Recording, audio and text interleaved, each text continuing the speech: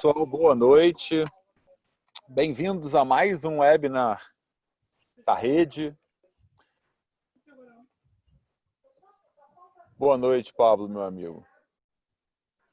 Boa noite, Mal. Boa noite. Boa noite a todos.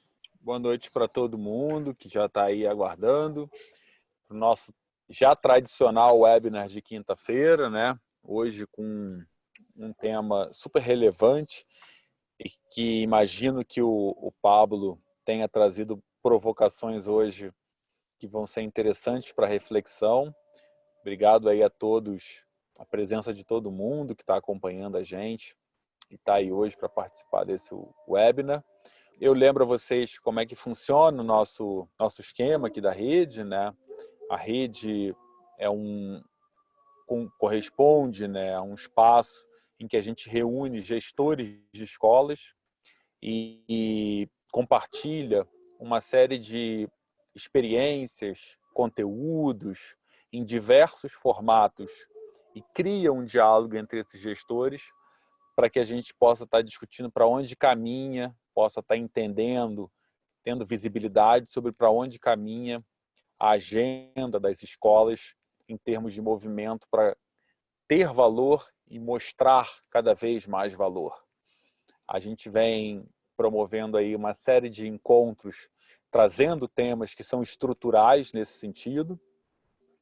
Então, o foco aqui é muito falar sobre mudanças estruturais, sobre caminhos possíveis que podemos fazer e fugindo um pouco do conjuntural, para que a gente possa estar caminhando numa agenda, construindo em conjunto uma agenda eficiente, uma agenda que traga resultados cada vez melhores para as escolas de cada um de vocês que estão aqui presentes. Tá? Toda quinta-feira esse webinar acontece às 18h30, depois ele fica gravado no YouTube do Vivadia. Então, entrando no YouTube e colocando Vivadia, você tem lá acesso a todos os webinars que aconteceram anteriormente. E a gente está lançando também aí hoje. Oi, Miriam, boa noite. Obrigado aí pela sua presença, Miriam. A gente está lançando uma novidade hoje. Vou mostrar já aqui para vocês também, para dar ainda mais corpo a essa comunidade de gestores que se reúne toda quinta-feira para discutir esses assuntos para as escolas, para que a gente possa ampliar ainda mais a quantidade de conteúdo que é compartilhada, para que a gente possa ampliar ainda mais as conexões entre as pessoas para promover o debate. Tá? Lembrando, então, que a gente, toda quinta-feira, às 18h30, tem esse webinar. Aqui no webinar, vocês podem ver, tem uma ferramenta de chat e tem uma ferramenta de Q&A, né, o QIA. Vocês podem, a gente convida vocês a participarem ativamente da discussão.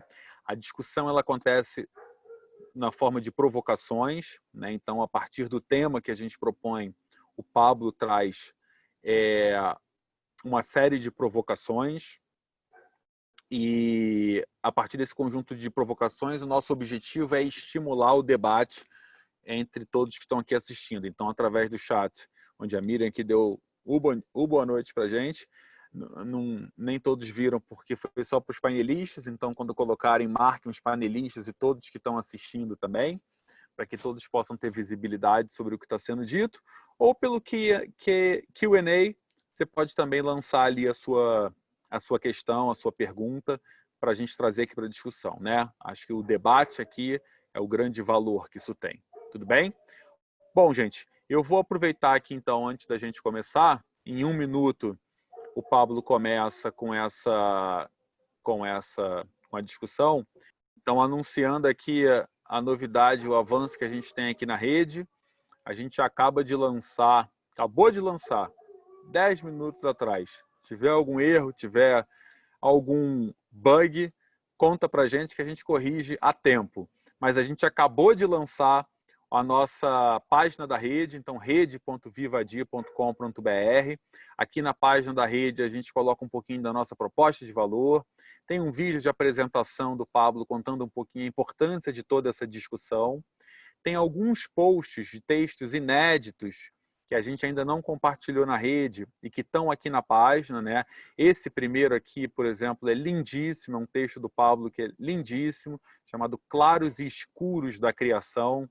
Então, nesse texto aqui, existe toda uma discussão sobre a criatividade, que não surge facilmente, né? Ela se manifesta por meio de estímulos. Recomendo muito a leitura desse texto por parte de cada um de vocês. E a gente vai estar...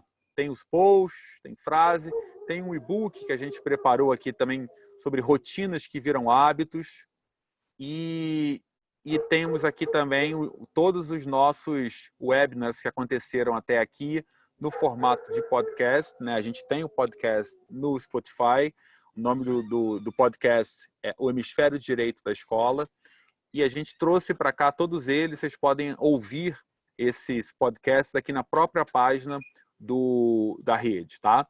Semanalmente a gente lança novidades, então entrem, participem, visitem, que toda semana vai ter novidade aqui. A gente vai anunciar eventos, vai trazer textos novos, enfim, a ideia é que seja uma página dinâmica. Vai criar, na semana que vem a gente lança um espaço fechado só para promover discussões, então lançar um fórum de discussão aqui, para que a gente possa estar ampliando ainda mais a discussão, além dos webinars de quinta-feira, além do grupo no WhatsApp, tá? Bom, tema de hoje, a importância da leitura. Então, o link rede.vivadi.com.br.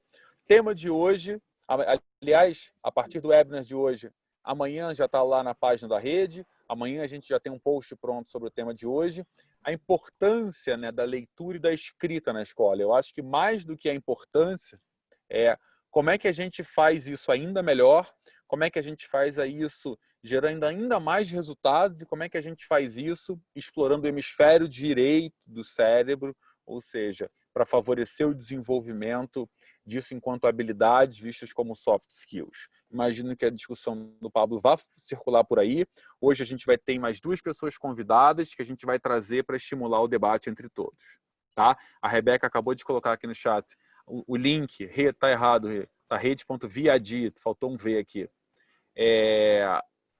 Fátima, obrigado. A ideia é justamente conhecer mais, aprofundar mesmo aí a coisa da rede, para que todos possam conhecer e ter mais conteúdos. Fátima, inclusive, é aberto. Se você quiser mandar conteúdo para a gente compartilha lá também e tem sua autoria, tá? Pablo, tá com você. A importância da leitura e escrita na escola. Vamos às provocações de hoje, meu amigo. Beleza. Bom, boa noite a todos. Obrigado, Mal. E parabéns pela página. Eu estou orgulhoso que a gente tenha isso já no ar. E vamos agora, nosso desafio é alimentá-la permanentemente e dar vida para isso. Legal. Vamos lá. O primeiro que eu quero dizer é que é uma questão que eu pessoalmente venho acompanhando há muito tempo. Muito tempo.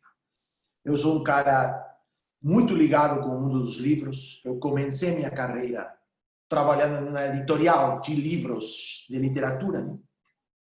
E eu tenho escrito literatura, tenho feito traduções. Quer dizer, para mim esse mundo da literatura, dos livros, é um mundo que eu quero muito, que eu valoro muito. E eu acompanho no paralelo, quer dizer, minha visão de o que está acontecendo com as escolas, esse mundo. E eu estou tentando passar para vocês hoje quais são minhas principais percepções sobre isso. De novo, como eu sempre faço, não vou dar conclusões nem dicas, eu vou trazer provocações e vamos tentar discutir acima dessas provocações na segunda meia hora do encontro de hoje. Por outro lado, o Vivadi já está trabalhando intensamente no desenvolvimento de um programa de leitura e escritura. Que vocês, quem seja cliente do Vivadi, terá dentro do cardápio de programas do ano 2021. Mas eu não vou fazer agora uma apresentação do programa. Eu vou ir mais por cima e tentar mostrar para vocês quais são os níveis de problemas conceituais que a gente está fazendo para desenvolver um programa. Então, não vai ser uma apresentação de programa, vai ser um conjunto de ideias que afunilam no desenvolvimento de um programa. Bom, vamos lá, são 11, Mauro. Sim, que vamos tentar levar o tempo para que essa ação se caiba em, sei lá, 20, 22 minutos. E a partir disso, podemos conversar com a Pamela e a Bruna, né? E todos os que estão participando no chat. Beleza, cada uma das provocações eu coloquei um título, simplesmente para poder dar uma certa contextualização a cada provocação. O primeiro título diz assim: leitura e escrita juntas. E isso eu já coloquei nas provocações que a gente pus na rede, e eu dizia, eu não consigo separar a leitura da escrita da maneira que a escola faz. Acredito que temos que juntá-las mais e até confundi-las. O que eu percebo é que no mundo escolar, na escolarização de todo esse problema da leitura e da escritura, pareceria que escrever e ler são processos completamente separados, que respondem a movimentações separadas, que se ensinam de maneira separada e que se desenvolvem a duas velocidades diferentes. Até, de fato, a leitura tem muito mais prestígio como valor no mundo educacional do que a escrita. Se fala muito mais do hábito leitor das crianças, do volume de leitura que as crianças têm, do que como as crianças escrevem, quanto as crianças escrevem, etc. Eu sinto que a escritura vai se perdendo ao longo das séries e, no final, só acaba numa redação, que é uma amostra pobre do que eu estou chamando da escrita como um todo. E a leitura não, a leitura mantém prestígio, mas ainda prestigiada, ela não é muito desenvolvida. E é prestigiada nos adultos, e no desejo dos adultos, mas pouco absorvida e pouco apropriada pelos nossos alunos, pelos nossos estudantes. Então, a primeira provocação tem a ver com temos que articular isso, temos que juntar essas duas operações, porque elas, de fato, são tão juntas e interdependem. É difícil encontrar algum bom leitor que não tenha algum domínio da escrita, e é difícil encontrar alguém que seja um bom cara de escrita que não tenha algum repertório de leitura suficientemente atraente. Primeira provocação. Vamos para a segunda provocação. A linguagem e a língua. Tentar separar o que é a língua do que é a linguagem. Não são a mesma coisa, gente. A língua é um código quase. É um código complexo, sim, mas é um código a ser dominado. E isso que a gente na escola chama de língua portuguesa. Né? O domínio de um repertório que serve para se comunicar. Por outro lado, a linguagem é uma sorte de mar, né? Uma sorte de contexto que te envolve, onde é mais fácil dizer que ele te domina do que você dizer que você domina a linguagem. Você não pode dominar a língua, mas a linguagem te determina, te configura, te constrói, te faz sujeito. Me parece que a escola tem registro da língua, mas não tem registro da linguagem.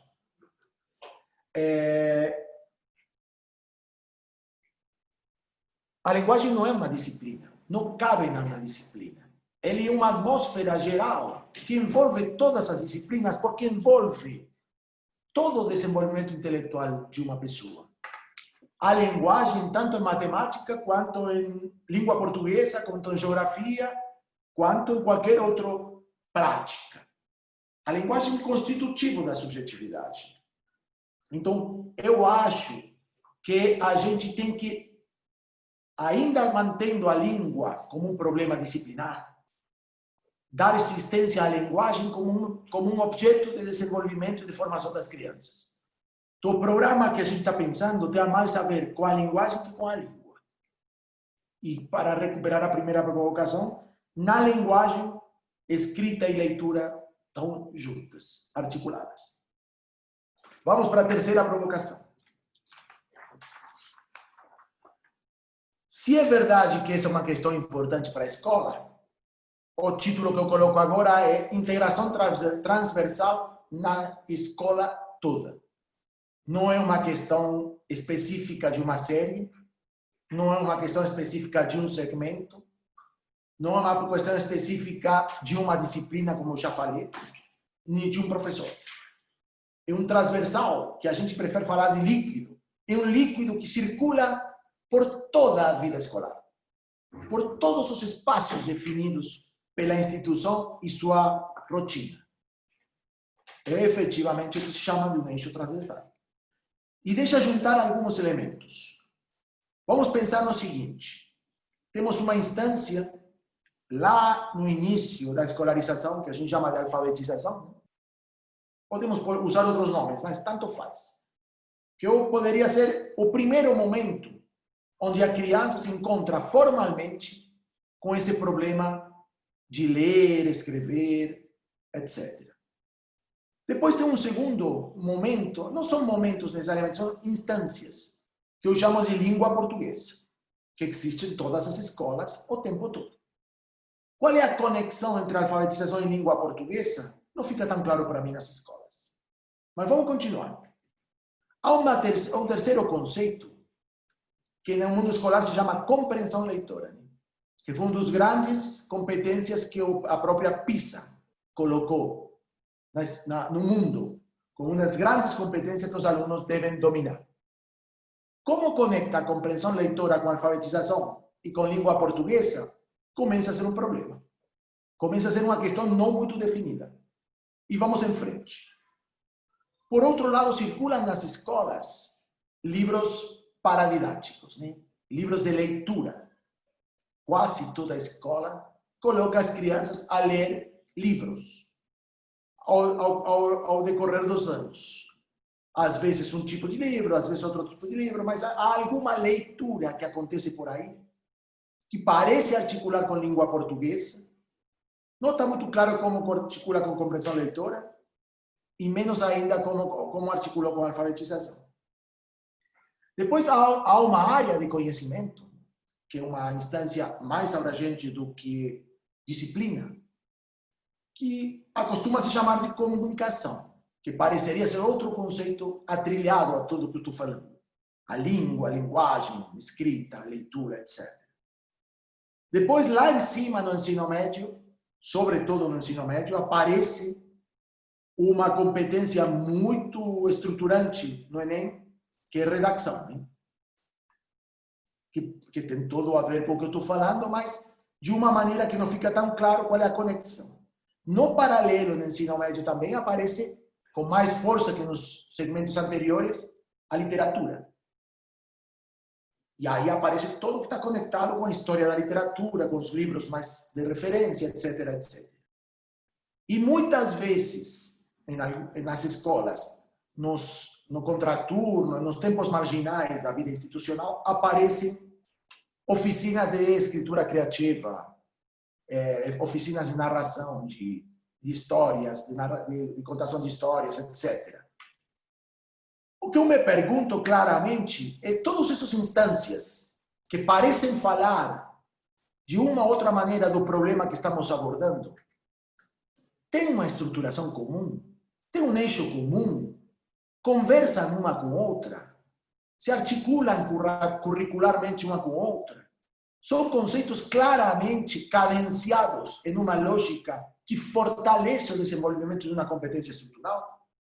Ou são instâncias isoladas, pouco conectadas uma com outra, e que parecem atuar como momentos únicos, que não tivessem nem antecedentes nem consequências? Então, para mim, curricularizar isso, que quer dizer conectar com orientação, com intencionalidade formativa, integrar tudo isso, pode ser um pilar fundamental da escola que a gente está imaginando. E isso não circula, gente, por dentro da disciplina, ou seja, não circula por dentro da arquitetura que o mundo disciplinar cognitivo clássico nos oferece. Temos que conectá-lo por fora. Temos que conectá-lo com um esforço curricular institucional, que é o que a gente chama de outros territórios e outros dispositivos. Vou para a seguinte provocação. um espaço, um desejo, um valor universal, é um fracasso.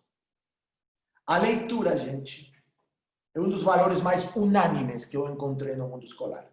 Difícil encontrar alguém, seja professor, diretor, pai, adulto, que não tenha admiração pela leitura, respeito pela leitura. Então aí eu chamo isso um desejo, um valor universal. Por outro lado, aí a gente mapeou isso, a grande maioria das escolas tem, e o melhor verbo, na verdade, é mantém sua biblioteca. Um espaço dedicado, pensado para leitura e escrita.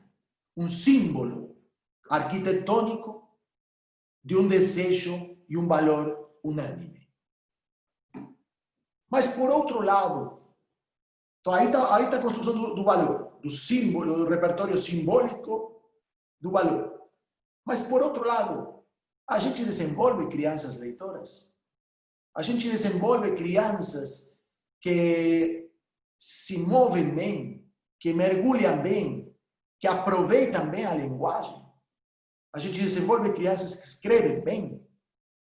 Eu aí é que me pergunto se a gente não está em um registro de fracasso. Não de fracasso individual de uma escola, de fracasso no sistema educacional.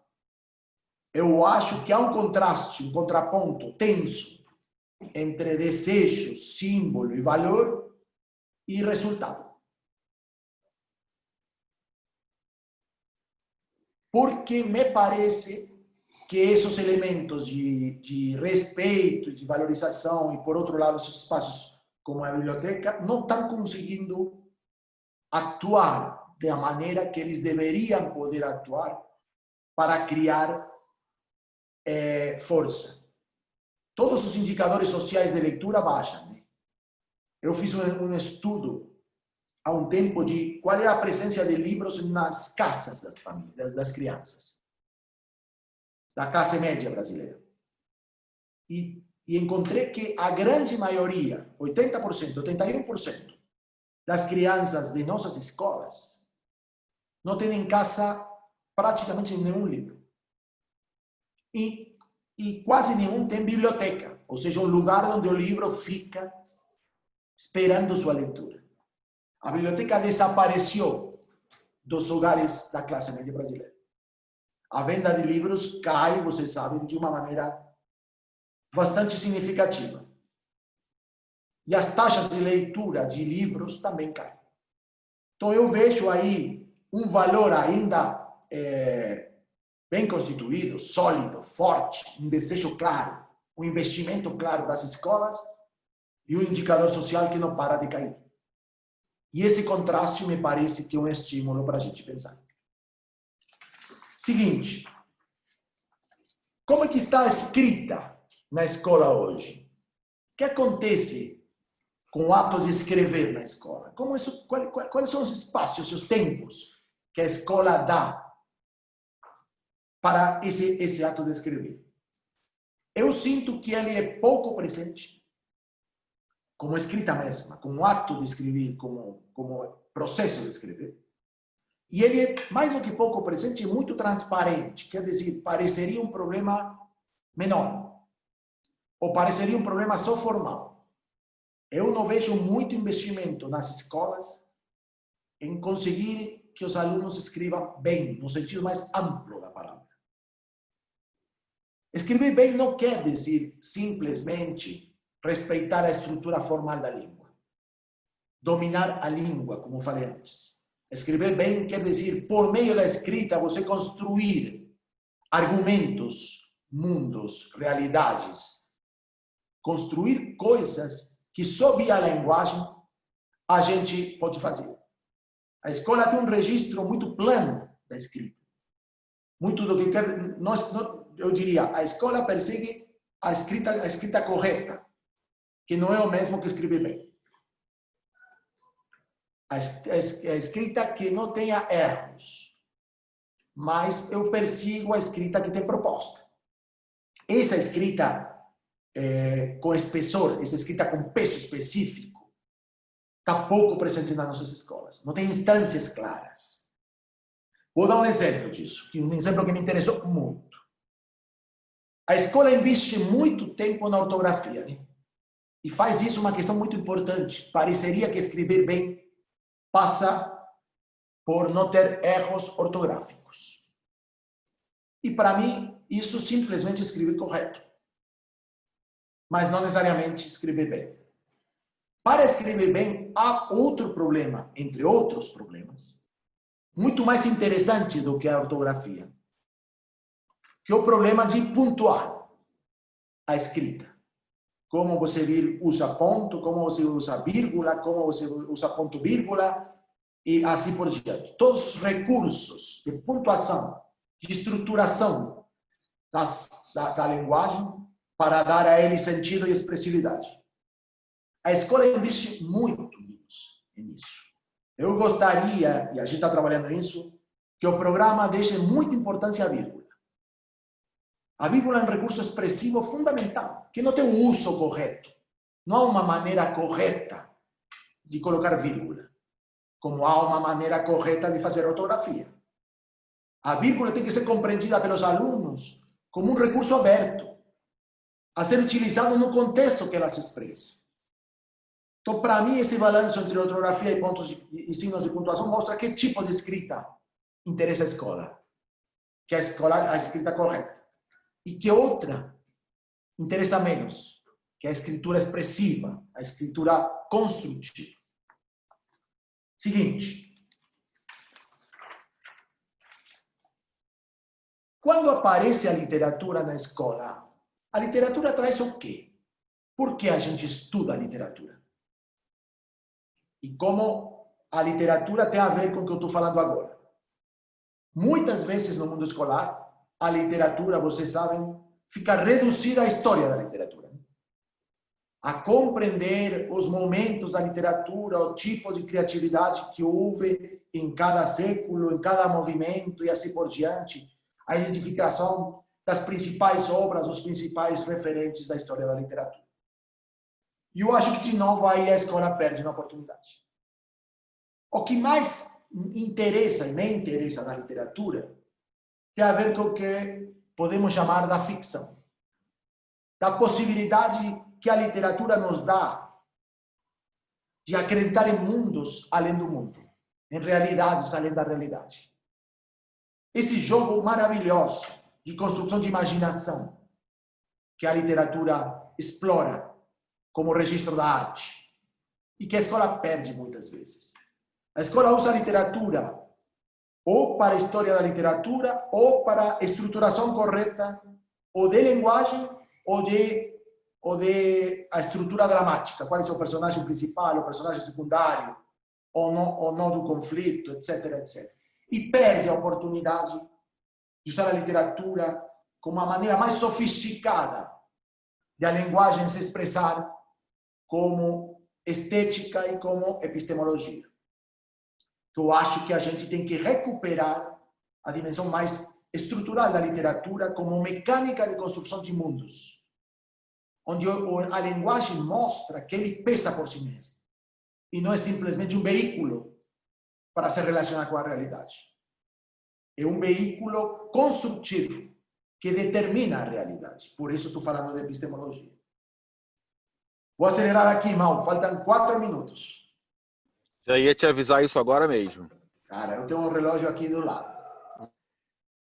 Novo título, provocação. Leitura e escrita digital. Vocês sabem também que PISA está preocupado com isso. No mundo digital, o que quer dizer leitura e o que quer dizer escrita? É exatamente o mesmo? Tem códigos próprios a outras linguagens que devemos chamar também de leitura e escrita, por exemplo, linguagem audiovisual. Está vinculado, não está vinculado?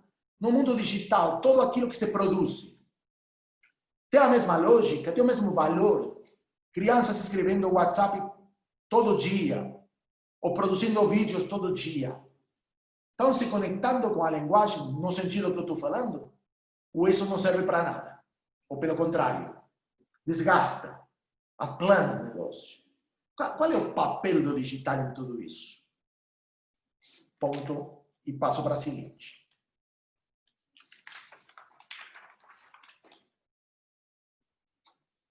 Quando a gente diz, o título é Programa Vivadi 2021. Quando a gente diz que está pensando no programa, o que a gente está tentando é criar um programa que possa fazer de tudo isso que eu estou falando uma proposta.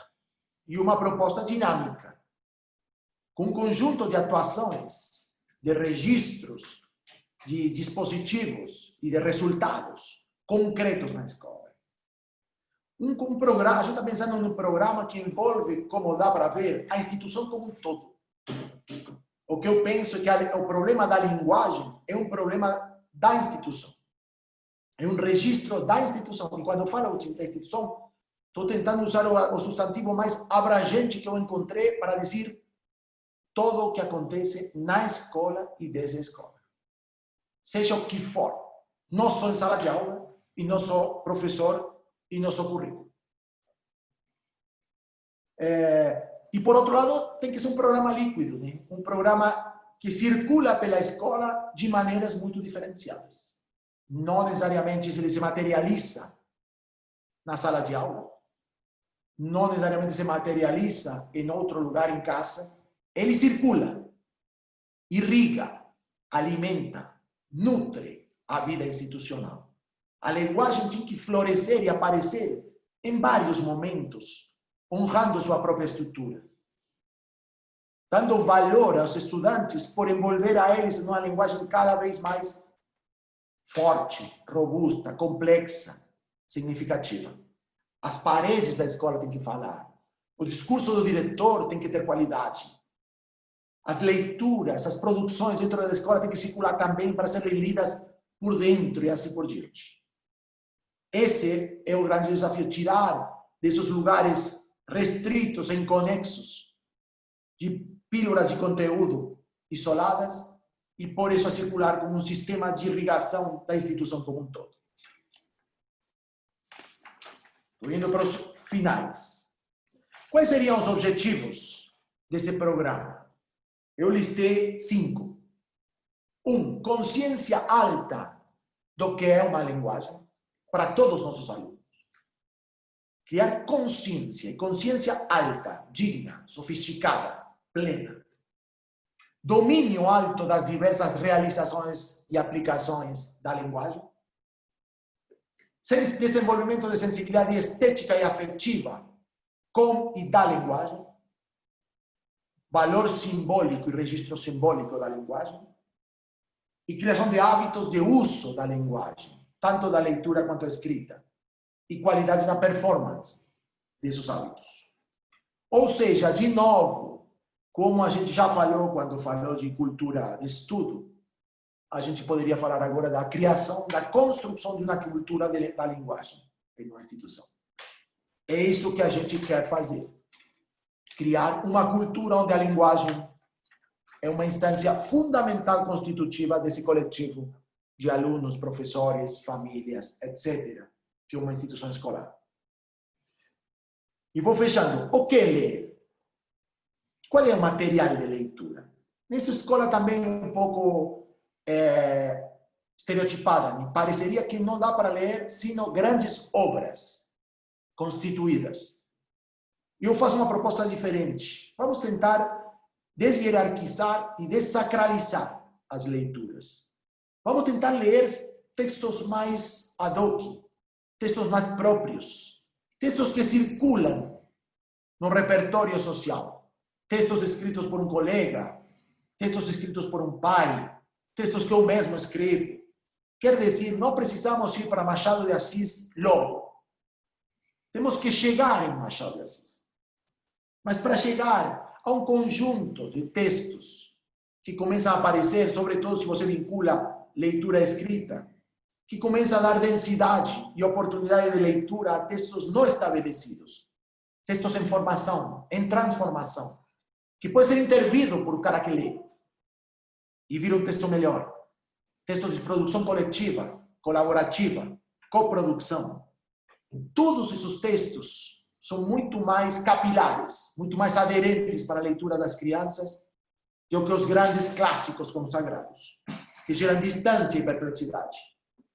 Então, também eu proponho que comecem a surgir textos mais brandos, textos mais amigáveis, textos mais próximos, textos menos estabelecidos, para que comecem a circular como leituras escritas juntas e criem um universo de oportunidades não estruturadas, livres, espontâneas, naturais de leitura escrita. Há muitos leitores que começaram lendo coisas que não são necessariamente estruturadas, mas que deram a ele a oportunidade de se sentir confortável com aquilo e crescer a partir daquilo. Últimas duas provocações. Falar faz parte. É verdade que a gente vai pôr o ênfase na leitura e na escritura, mas falar é outro registro fundamental da linguagem. A gente também tem que desenvolver a estruturação da linguagem na fala, não só na escrita. E conectar de novo. Escrever e falar não são operações tão diferenciadas. A qualidade, o registro, a capacidade e o caudal que uma pessoa tem para falar e para usar sua linguagem tem muito a ver com suas leituras e com sua escrita. Vamos tentar não isolar a fala. O que se habitualmente chama de falar bem está muito ligado com escrever bem, com ler bem. E tudo isso está ligado com se relacionar com a linguagem no sentido mais amplo, estruturante dele. E o último ponto é o simbólico da biblioteca. Quase todo leitor, bom leitor, e até bom escritor, lembra de alguma biblioteca que funcionou como inspiração, de algum símbolo de livros juntos que inspirou, se não sua capacidade, pelo menos sua curiosidade. A gente tem que ajudar a restabelecer os símbolos. Nossas bibliotecas escolares são um símbolo degradado, são um símbolo triste de um passado glorioso dos livros. Temos que recuperar isso. A biblioteca tem que ser um lugar pleno, que além do que tem, mostre. E além do que mostre, inspire. A escola tem que construir de novo, reconstruir seus símbolos. E o símbolo não é só a biblioteca, mas a biblioteca é um grande símbolo. E também a gente tem que contribuir para que em casa se reconstrua esses símbolos, esses pequenos símbolos. E nem falar das cidades, né? Mas pelo menos no jogo escola-casa, a gente precisa restabelecer os símbolos para que eles, no seu tempo e na sua velocidade, façam seu trabalho. Mal, até aqui cheguei. Legal, Pablo. Ótimas provocações.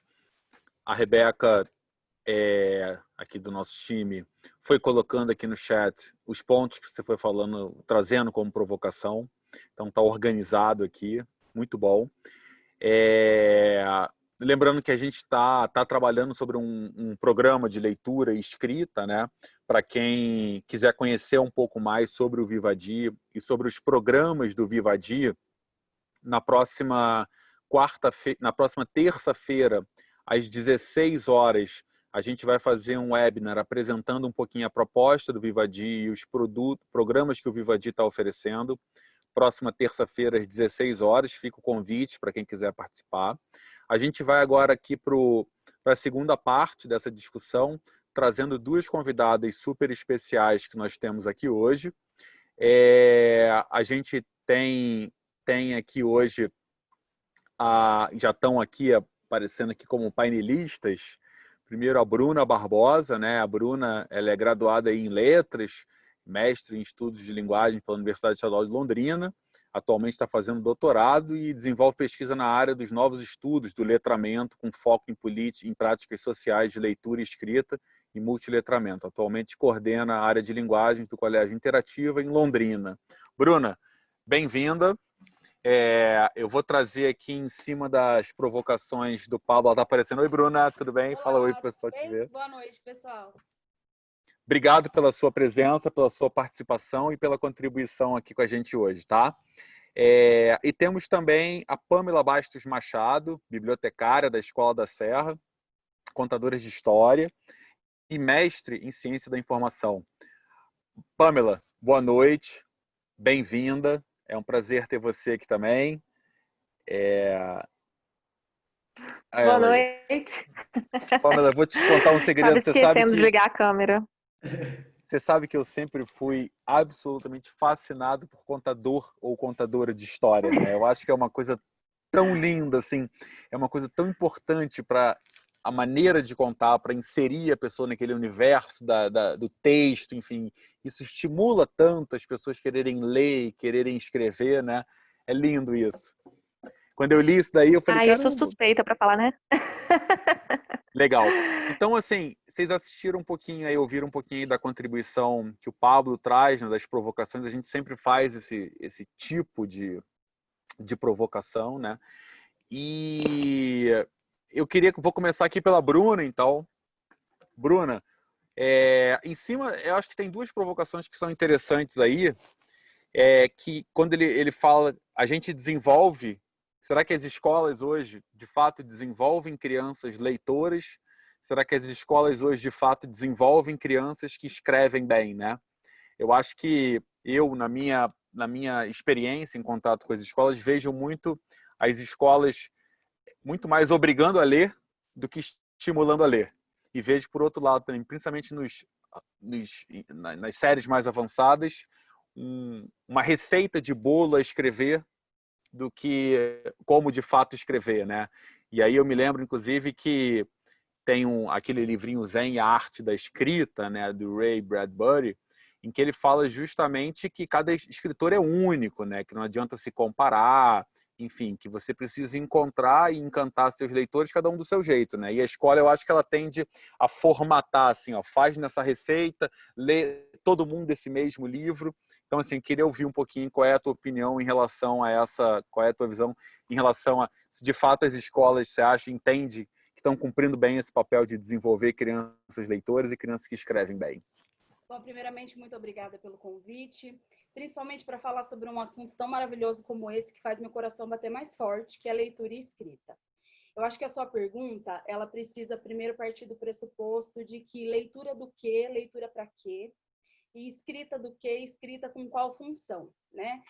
Eu não vejo o ensino de linguagem, eu vou falar o ensino de linguagem partindo da provocação proposta pelo Pablo, de que realmente eu não me comunico, eu não me interajo, não faço aí as minhas criações identitárias e intervenções sociais, senão por meio de vários tipos de linguagem, né? Então, partimos do pressuposto de que, nas diversas interações humanas, nas mais diversas esferas sociais, eu me comunico, eu me expresso, me crio sujeito e me faço entender por meio das linguagens, né? Em uma visão multissemiótica mesmo.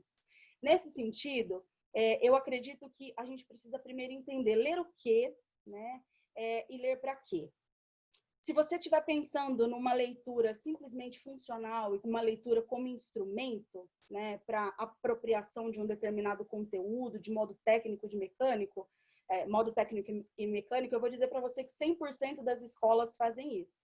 Tá? Agora, se você estiver dizendo de uma leitura que de fato toca o que é de mais importante e essencial, que é a subjetividade, e que é esse constituir-se e também interagir, né? Criar a leitura num movimento solitário, mas também solidário, eu vou dizer para você que 10% das escolas faz isso. Bom, por exemplo, a escola em que eu trabalho, né, o Colégio Interativa, nós temos algumas práticas desenvolvidas no sentido de que a criança e o adolescente, né, o jovem ali no início da vida adulta, entenda que a leitura ela não é uma leitura que serve somente para uma apropriação de conteúdos, né, mas que a leitura faz parte de um processo, faz parte das práticas sociais de uso da linguagem. Então, eu uso a leitura em todos os momentos do meu dia. Seja, então, para mandar uma mensagem, seja para declarar o meu imposto de renda, seja simplesmente para me conectar de modo empático com outro universo por meio da literatura, né? Eu uso a leitura a todo momento. E, no caso da escrita, a mesma coisa. Por isso, as duas andam juntas. né? Nós interagimos socialmente a sociedade, na verdade, é mediada pela leitura escrita. Nós vivemos numa sociedade grafocêntrica, né? E por isso a leitura e a escrita está presente a todo momento. Então, Bruna, só uma perguntinha aí. Você consegue na escola, você sente que conseguiu juntar leitura e escrita? Ou está devendo nisso? Sim. O movimento é esse, né? Pensar em propostas metodológicas que unam as duas e que mostrem que na prática social não existe uma coisa e outra.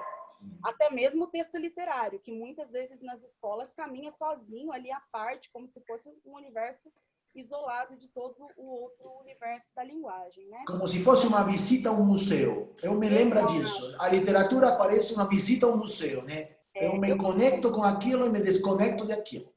Eu costumo dizer que aprender sobre escolas literárias, só por aprender escolas literárias, é uma aula de história e não uma aula de literatura. Totalmente. Né? Totalmente. Porque a literatura é aquela que toca o sujeito, é a que faz com que ele exerça esse movimento empático de refletir e de ter acesso a essa polifonia, né? Essa multiplicidade de vozes. Então, eu não vejo isso caminhando separado e também não vejo a leitura literária isolada do restante, né? E só para encerrar aqui essa primeira reflexão, eu acho que nós precisamos sempre ter em mente que a leitura, ela pré-existe a alfabetização, né? A leitura, ela parte da leitura do mundo. Então, se ele entende que a leitura é a leitura do mundo, ele vai entender depois a função da leitura alfabética, né? Boa, muito bem. Bacana, ótimo, Bruna. Bom, eu vou pegar... Eu me lembro, Bruno, inclusive, que eu detestava as aulas de literatura e eu sou absolutamente fascinado por literatura atualmente. Então, assim, eu sou um fã do realismo, principalmente. Eu acho que eu saí da escola sem saber o que era realismo.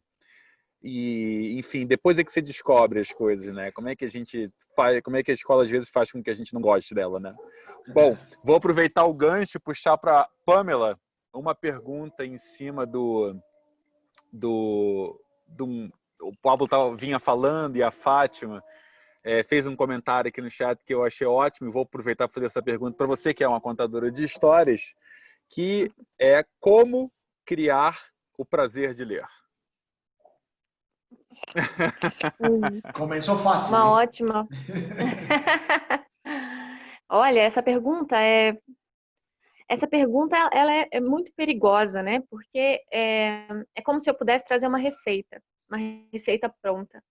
E esse é um processo muito subjetivo mesmo, né? Eu costumo brincar assim com o meu marido, que eu não tenho filhos, mas eu costumo brincar falando com ele: será que nossos filhos vão gostar de ler? Eu sou bibliotecária, contadora de histórias. Ele trabalha em bibliotecas, é formado em letras também. E aí eu me pergunto: será que eles vão gostar de ler? Porque até onde, né, a gente participa desse processo? Sim, a gente tem uma influência, mas até que momento a gente tem essa influência? Uma criança chega na escola já com todo um aprendizado de casa, né? Ela pode ter vindo de casa com todo o incentivo dos pais, pela leitura, pelas histórias, pela escuta, pelos cantos. Ela pode ter todo esse repertório da linguagem já criada pela família, da linguagem cultural, né? Ou ela vai chegar na escola sem conhecer uma música da cultura popular, sem saber fazer uma rima. Então, são processos que deveriam começar em casa, né? E quando a gente fala da leitura, aí eu me pergunto de novo, que leitura a gente está falando? Porque a leitura do mundo já começou, né? Como disse a Bruna, já iniciou a leitura do mundo, dos processos, de quem está ao meu redor, do que acontece. Agora, a leitura dos livros, a escuta das histórias, às vezes ela não começa em casa. O Pablo estava falando disso, que a gente precisa fazer um resgate também desse repertório dentro da própria casa, muitas vezes, né? Mas eu vou falar dentro do meu espaço. Hoje, como bibliotecária, eu me pergunto todos os dias como incentivar a leitura para os alunos. E o que eu mais tenho feito nesse primeiro momento é criar um espaço onde esses alunos possam ouvir e possam compartilhar.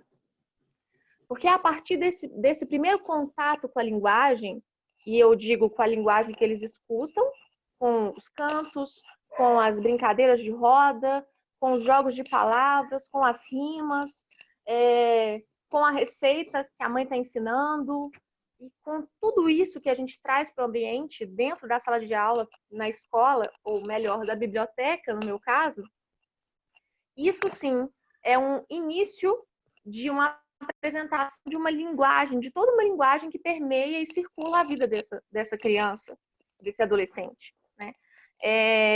Então, eu acredito que deveria sim começar na infância, mas quando isso não acontece, quando as famílias não têm esse repertório de leitura, de histórias, de músicas para trazer, da própria linguagem deles, porque às vezes nem as próprias famílias sabem exatamente como passar isso para os filhos, é um desafio para a escola. Mas como bibliotecária, eu tenho um gosto pela arte da palavra escrita, da palavra oral, da palavra cantada. E tem uma frase que eu achei maravilhosa, que o Pablo disse, eu estou tentando relembrar porque eu fui escrevendo. Falar faz parte. Eu acho que o primeiro momento para a criança, para o adolescente, o começo para uma pessoa gostar de ler é essa comunicação. Ele vai aprender a ouvir, e do ouvir ele vai aprender o que faz parte dele, o que não faz, o que vai de encontro ao que ele é e o que não vai de encontro. E nesses encontros, a pessoa vai construindo, vai formando a sua própria teia da vida, a sua própria teia de linguagem, de cultura, do que é a forma, né? Legal. E a leitura de literatura, do livro, é uma... Travou. Vai lá, Pablo, você quer fazer... Eu queria fazer uma pergunta, vou aproveitar para fazer a pergunta para a Bruna, depois eu faço para a Pamela. Só para trazer aqui um pouco das interações. Fátima, obrigado pelo elogio a essa interação dos palestrantes. Obrigado, a gente está procurando sempre se reinventar e fazer melhor. Miriam, legal o teu comentário. A escola precisa pensar nos propósitos da leitura e da escrita com foco nas práticas sociais e não apenas como trabalhos para os professores lerem e corrigirem. Apaixonada por esse tema. Acho que essa reflexão é super interessante. Ana Maria Santos trouxe a leitura pré-existe alfabetização. Excelente colocação, que foi colocação sua, Bruna. E a Jaqueline fala que o quanto que o incentivo da família é de suma importância, né? E a gente está desenhando no Vivadi justamente dispositivos para ativar o território familiar e ampliar essa participação da família. E aí a gente vai fazer assim, você faz a pergunta para as duas, Pablo, e depois eu vou fazer uma pergunta para vocês três responderem. Vai lá. Ótimo, vamos lá. A pergunta é quase para uma resposta fechada, né? A primeira, você está orgulhosa da biblioteca da tua escola? Essa é uma primeira pergunta. E tem outra pergunta. A escola é suficiente, a biblioteca é suficientemente protagonista da vida escolar na tua escola? Primeira pergunta. 100% orgulhosa? Eu nunca estou 100% orgulhosa de nada, tá? Eu sempre acho que pode ser melhor. Principalmente uma biblioteca, como você mesmo mencionou, às vezes ela é um objeto simbólico, mas como se um capital cultural histórico ou até mesmo um capital cultural morto, né? A nossa escola não é um capital cultural morto, nem histórico. Nós temos alunos lá que deitam no chão, que ficam no espaço ali interagindo e tudo mais. Em que sentido eu acho que pode ser sempre melhor? No sentido de realmente desenvolver esse apreço pelo espaço, pelo mundo dos livros, né? E eu acho que isso eu nunca vou ficar 100% orgulhosa, porque não é um trabalho que se encerra, né? É um trabalho constante. E a outra pergunta Desculpa, qual que é a outra pergunta? Pelo protagonismo. A biblioteca tem protagonismo para os alunos na vida diária na escola? Eu acho que não tem e nem deve ter. Ela não pode ser protagonista, ela é parte, né, de um protagonismo que é coletivo. Eu não vejo a biblioteca como um centro ou como um marco que institui o ato de ler literatura. Eu acho que é mais um espaço, mas pode ser que esse menino pegue o livro e pare ali estou pensando na escola aqui, pare na escadinha do contraturno para fazer a leitura. Então, é um coletivo, ela é parte, mas o todo é o protagonista e não a parte. Beleza. Legal. Obrigado, Bruna. Voltou a Pamela. Voltou. Quer que eu refaça a pergunta para ela? Pamela, a gente Vai te lá. perdeu no caminho. Eu fiz uma pergunta que era para as duas. Sobrou para a Bruna, agora eu vou fazer para você, tá bom? Ok, desculpa, gente. Falha de Nada, conexão. sempre acontece. Não fica tranquilo. A pergunta Tá é: bem. você está orgulhosa da biblioteca que tua escola tem? E a outra, a biblioteca é suficientemente protagônica da vida do aluno na escola? Só boas perguntas que eu tenho aqui, né? Vamos lá. Bom, atualmente eu trabalho numa escola que, felizmente, tem uma biblioteca. E aí existe um ponto importante, que é a Escola da Serra não tem uma biblioteca num espaço só. Essa biblioteca ela está compartimentada em vários lugares. Então, existe um setor para a biblioteca infantil, um setor para a biblioteca com livros juvenis, uma parte para a biblioteca da área de física, e assim a gente foi compartimentando essa biblioteca. Acredito que a gente tenha pontos positivos e negativos nessa situação. Num primeiro momento, a gente tem vários espaços para essa biblioteca e uma bibliotecária. Então, é muito complicado para uma bibliotecária estar em todos esses lugares ao mesmo tempo. Eu tenho uma brincadeira, eu brinco dizendo que a biblioteca ela caminha pela escola, ela caminha pelos corredores da escola. Mas, na verdade, é a bibliotecária que caminha, né? Claro que existe todo um repertório comigo, né? Toda uma busca, toda informação que eu tenho dentro de mim, de dicas de leitura, a gente vai carregando pelos caminhos da escola, mas há uma importância também de se ter um lugar, esse símbolo, que seja também um símbolo arquitetônico, um espaço para essa biblioteca, onde o aluno saiba que ele vai encontrar um bibliotecário ou uma bibliotecária, né? Então, nesse quesito, a gente tem muitos espaços e é muito complicado para o profissional dar conta de todos eles. E, às vezes, um aluno precisa de um livro em tal lugar, ou alguém precisa de uma dica de leitura em outro lugar, e a gente está com esses espaços separados, né? Mas Beleza. posso te dizer que dentro... Oi? Não, beleza. Estão ouvindo? Estava te ouvindo. Vai lá, Estamos continua. sim. Ah, tá. Dentro dessa realidade, eu posso dizer que há uma busca contínua, tanto dos professores quanto da equipe pedagógica junto comigo, de trabalharmos maneiras de tornar esse espaço o mais proveitoso possível para os alunos, esses espaços, né? Então, o que nós temos conseguido fazer são momentos em que a bibliotecária vai estar em um lugar, ou em outro lugar, ou em outro lugar, e os alunos vão sabendo em quais momentos, onde eles vão me encontrar.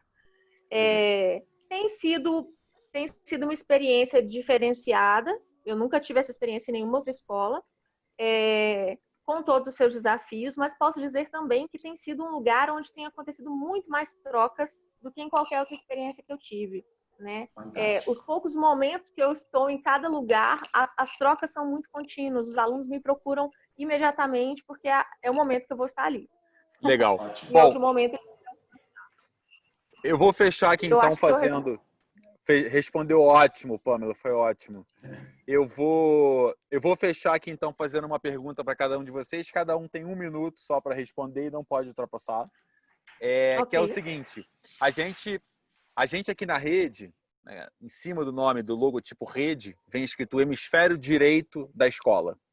E a gente no Vivadi vem explorando essa coisa justamente do hemisfério direito, né? A importância da escola explorar o hemisfério direito, né? O lado das emoções, das empatias, sensibilidades, intuições, criatividade, enfim, essa coisa do hemisfério direito mesmo do cérebro. E a minha pergunta é: a leitura e o desenvolvimento da leitura e da escrita. Então, a gente deve explorar o desenvolvimento da leitura e da escrita pelo lado esquerdo, como é feito atualmente, sala de aula, professor, livro e dever de casa, ou do lado direito, estimulando todas essas sensações? Queria ouvir a opinião de cada um de vocês. Primeiro Pamela, depois Bruno e fecha com Pablo. Não tem como dissociar a leitura, que vai trazer uma experiência afetiva e estética, de uma experiência ligada ao lado esquerdo do cérebro. A gente precisa realmente encontrar a literatura como uma experiência de vida. E encontrar a escrita também como uma experiência estética, simbólica e afetiva. na nossa vida. Então, eu vejo que se a escola trabalha as possibilidades de encontros e experiências com essa leitura e com essa escrita, muito mais facilmente esse aluno se tornar um leitor, um escritor, um admirador da cultura e da literatura de um modo geral. Então, eu sempre trabalho pelo laço afetivo, pelo laço das emoções, sabe? Pelos encontros que qualquer escuta de uma história vai dizer a respeito de si mesmo. Nesse ponto que eu carrego a minha esperança aí na escrita e na literatura. Obrigado, Pamela. Bruna? Eu acho que, com certeza, a leitura e a escrita, elas vão além das habilidades, né, de apreciação de caráter técnico, né? Eu costumo dizer que eu escrevo porque o mundo me dói e eu leio porque o mundo não me basta. Então, eu acredito que a leitura está completamente ligada a essa impossibilidade de conter mesmo, né? Está ligada à amplidão, né? À imensidão das possibilidades. Então, sem sombra de dúvidas, ela é efetiva, afetiva e subjetiva. Lindo isso. Adorei essa frase que você deu, né? A gente escreve porque o mundo não basta e lê.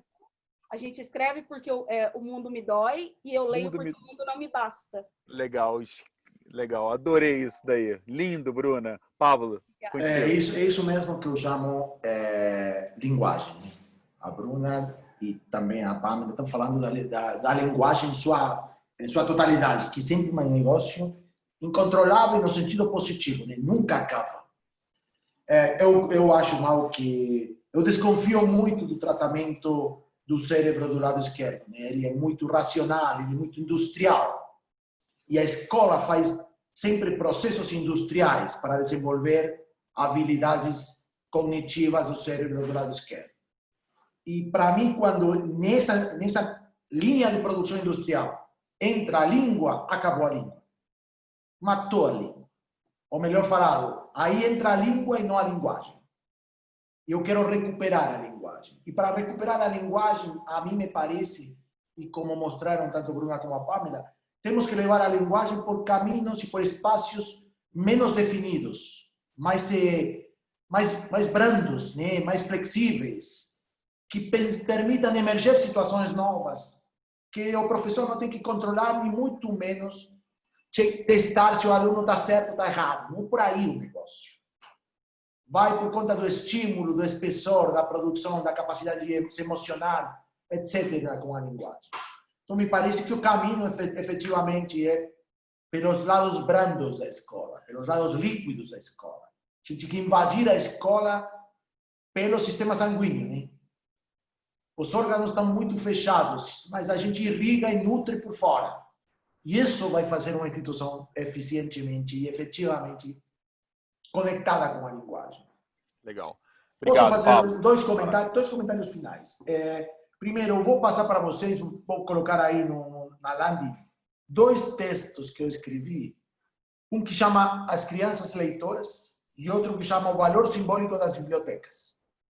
Vou passar para vocês, está escrito em espanhol, vou traduzir e vou mandar para vocês, porque me parece que conecta bem o que a gente falou até agora.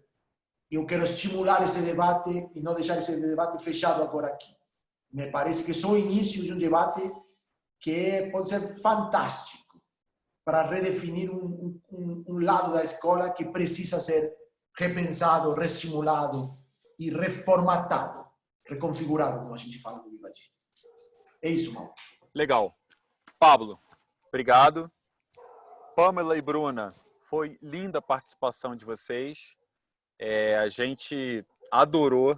Foi ótimo ter vocês aí e ouvir assim, a expertise de vocês nesse assunto. Muitíssimo obrigado pela participação. A todos que assistiram aqui hoje, uma audiência grande aqui hoje, gente de vários lugares do Brasil assistindo, cada vez crescendo mais a rede, né? A discussão no chat foi ótima também. Obrigado pela participação de todo mundo, pela interação de todo mundo. Vou dar aqui 3 avisos finais. O primeiro o Pablo acabou de falar que vai compartilhar esses 2 textos para a gente continuar esse diálogo. Isso vai ser compartilhado através do espaço que a gente tem no mundo digital agora, que é o rede.vivadi.com.br, uma página que a gente desenhou e desenvolveu para oferecer uma experiência ainda mais completa para todos os gestores que estão acompanhando aqui a gente. Então, lá na página tem todos os webinars que aconteceram, desde o primeiro em formato podcast, que está no Spotify, o Hemisfério Direito da Escola, tem artigos que nós publicamos, tem artigos de parceiros publicados. Em cada um desses artigos, como esse que o Pablo vai mandar, tem um espaço para discussão, então a gente pode interagir, promovendo uma discussão, enfim, foi desenhado para isso, convido todo mundo a visitar aí a página e interagir bastante com ela. Segundo aviso a gente tem trazido muito essa discussão do hemisfério direito, o Vivadi está desenvolvendo e lançando no mercado o primeiro sistema de ensino que trabalha só no hemisfério direito, com um conjunto de programas para explorar esse hemisfério direito, e na terça-feira a gente vai fazer uma apresentação às 16 horas sobre isso, né? A gente vai postar todas as informações aí nos grupos da rede, estão todos convidados a assistirem essa apresentação. Pablo também comanda, eu vou estar com ele na terça-feira, próxima terça-feira, 16 horas, a apresentação do primeiro sistema de ensino que explora o hemisfério direito da escola. É uma oportunidade para a escola entrar em 2021 com uma proposta de valor completamente nova e matadora. E, por último, convidar todo mundo a assistir na semana que vem, quinta-feira, o webinar. A gente vai ter um convidado especial para discutir muita questão da tecnologia, metodologias ativas e resultados dentro da escola. Então, a gente tem um parceiro nosso de uma outra empresa que trabalha junto com a gente, que vai estar aqui. Vou guardar segredo sobre quem é, mas está todo mundo convidado para a próxima quinta-feira assistir também. Muito obrigado para todo mundo, uma excelente noite, saúde e paz, e até a próxima. Obrigado, gente. Tchau, tchau. Obrigada. Tchau. Até mais.